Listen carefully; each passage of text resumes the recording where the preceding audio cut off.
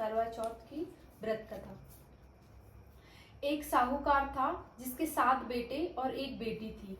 सातों भाई व बहन एक साथ बैठकर भोजन करते थे। एक दिन कार्तिक की चौथ का व्रत आया तो भाई बोला कि बहन आओ भोजन करें। बहन बोली कि आज करवा चौथ का व्रत है, चांद उगने पर ही खाऊंगी। तब भाइयों ने सोचा कि चांद उगने तक बहन भूखी रहेगी, तो एक भाई ने दिया जलाया, दूसरे भाई ने छलनी लेकर उसे ढांका और नकली चांद दिखाकर बहन से कहने लगे कि चल चांद उगाया है, अर्घ्य दे ले। बहन अपनी भाभीियों से कहने लगी कि चलो अर्घ्य दें, तो भाभियां बोली तुम्हारा चांद उगा होगा, हमारा चांद तो रात को उगेगा। बहन ने जब अकेले ही अर्घ्य दे दिया और खाने लगी तो पहले ही गिलास में बाल आया, दूसरे गिलास में कंकड़ आया और तीसरे गिलास मुंह की ओर किया तो उसकी ससुराल से संदेशा आया कि उसका पति बहुत बीमार है, जल्दी भेजो। माँ ने जब लड़की को विदा किया तो कहा कि रास्ते में जो भी मिले उसके पांव लगना और जो कोई सुहाग का आशीष दे उसके पल्ले में गांठ लगाकर उसे कुछ रुपए देना। बहन सब भाइयों से विदा हुई तो रास्ते में जो भी मिला उसने यही आशीष दी कि तुम 7 भाइयों की बहन, तुम्हारे भाई सुखी रहें और तुम उनका सुख देखो। सुहाग का आशीष किसी ने भी नहीं दिया। जब वह ससुराल पहुंची तो दरवाजे पर उसकी छोटी ननद खड़ी थी। वह उसके भी पांव लगी तो उसने कहा कि सुहागन रहो, सपूती हो। तो उसने यह सुनकर पल्ले में गांठ बांधी और ननद को सोने का सिक्का दिया। तब भीतर गई तो सास ने कहा कि पति धरती पर पड़ा है, तो वह उसके पास जाकर उसकी सेवा करने के लिए बैठ गई। बाद में सास ने दासी के हाथ बची कुची रोटी भेज दी। इस प्रकार से समय बीतते बीतते मृगशिर मार्गशीर्ष की चौथ आई तो चौथ माता बोली करवा ले भाइयों की प्यारी करवा ले।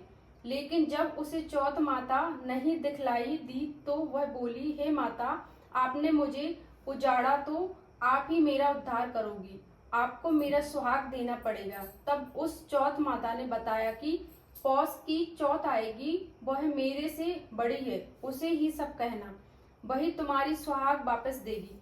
पौष की चौथ आकर चली गई, माघ की चली गई, फाल्गुन की चली गई, चैत बैसाख जेठ आषाढ़ और सावन भादों की सभी चौथ आई और यही कहकर चली गई कि आगे वाली को कहना। असौज की चौथ आई तो उसने बताया कि तुम पर कार्तिक की चौथ नाराज है, उसी ने तुम्हारा सुहाग लिया है, वही वापस कर सकती है, वही आएगी तो पांव पड़कर विनती करना। यह बताकर वह भी चली गई। जब कार्तिक की चौथ आई तो वह गुस्से से बोली भाइयों की प्यारी करवा ले, दिन में चांद उगाने वाली करवा ले, व्रत खंडन करने वाली करवा ले, भूखी करवा ले। तो यह सुनकर वह चौथ माता को देखकर उसके पांव पकड़कर गिड़गिड़ाने लगी, हे चौथ माता, मेरा सुहाग तुम्हारे हाथों में है,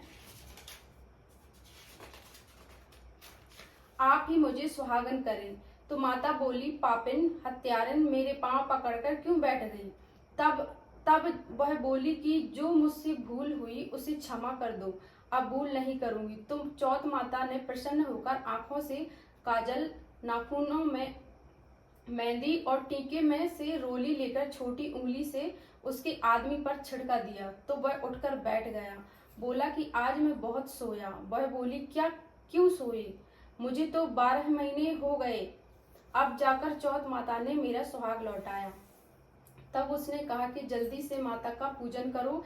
जब चौथ की कहानी सुनी, करवा का पूजन किया तो प्रसाद खाकर दोनों पति पत्नी झोपड़ खेलने बैठ गए। नीचे से दासी आई, उसने उन दोनों को चौपड़ पासे से खेलते देखा तो उसने सासू जी को जाकर बताया। तब से सारे गांव में यह बात प्रसिद्ध हो गई कि जब स्त्रियां चौथ का व्रत करें तो सुहाग अटल रहेगा।